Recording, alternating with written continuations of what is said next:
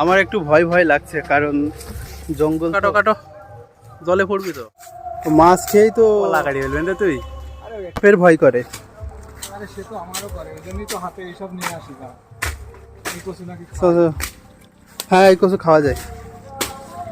এইটুকু কাদা হ্যাঁ কাদা তো আছে। এর মধ্যে দিয়ে এখন যেতে হচ্ছে আমাদের কলা বাগানে, কলা কাটতে যাব। তার মধ্যে এখন মাঠ, ফাঁকা মাঠ, পাড়ি দিতে হচ্ছে। দাঁড়া, ভয় করে আমার সাপের, দেখছো? চটি হাতে করে যেতে হচ্ছে। ভয় করে আমার, দাঁড়া।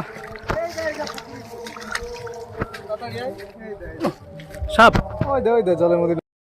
কাদের পুকুর এটা? তোদের কি মাছ ছাড়া এখানে? এই কলা গাছ, এগুলো কাটবো।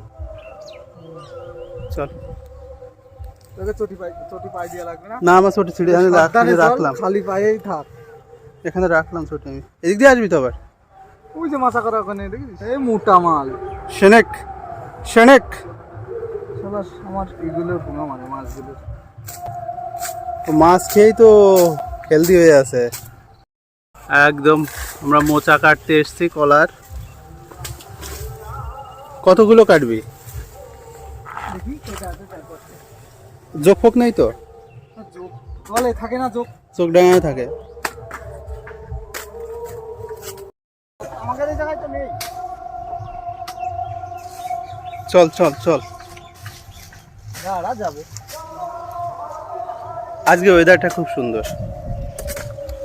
তো বন্ধুরা, আমরা কলা বাগানে এসেছি কলার মোচা কাটতে। কম বেশি সবারই এই সবজিটা ভালো লাগে, আমারও খুব ভালো লাগে।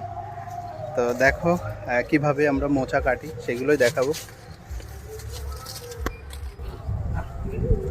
অন্য সময় এসে করতে হয় এগুলো।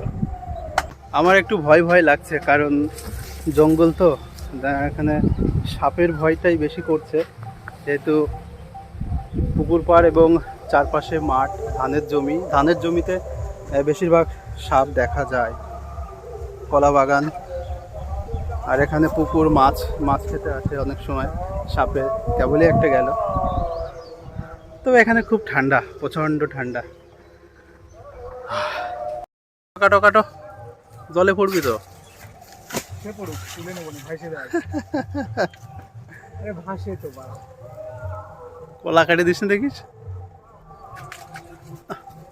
ওলা নেই। দুটো হয়ে গেল।